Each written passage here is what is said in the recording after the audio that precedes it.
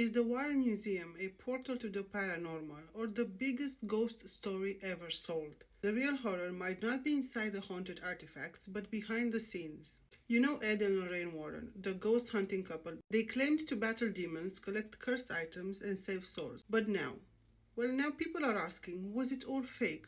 And is the Warren Museum just one big haunted money machine?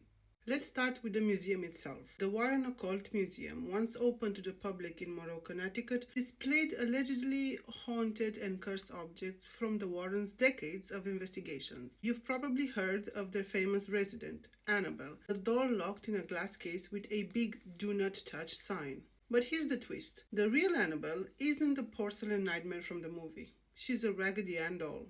And the only accounts of her supposed evil behavior come from, the Warrens themselves.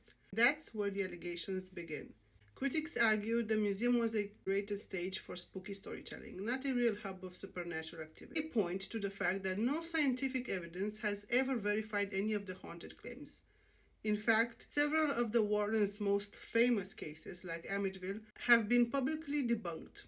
A lawyer involved even admitted they've made up the story to sell a book.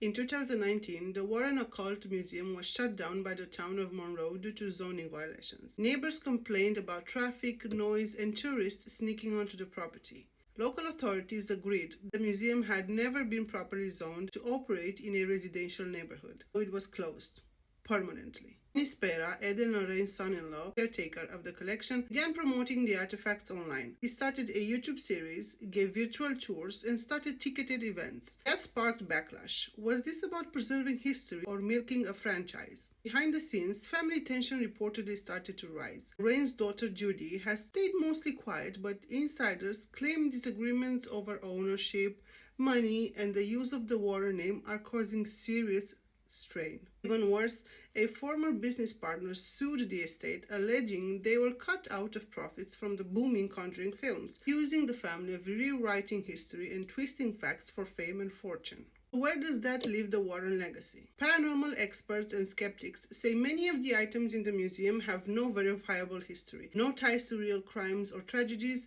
just spooky vibes and good storytelling. Critics have labeled it haunted theater, built not on proof but belief. And now that the museum is closed, no one can examine the items up close to verify anything. Meanwhile, believers argue the museum was never meant for science. It was meant to protect people from evil, and you can't measure demonic with data.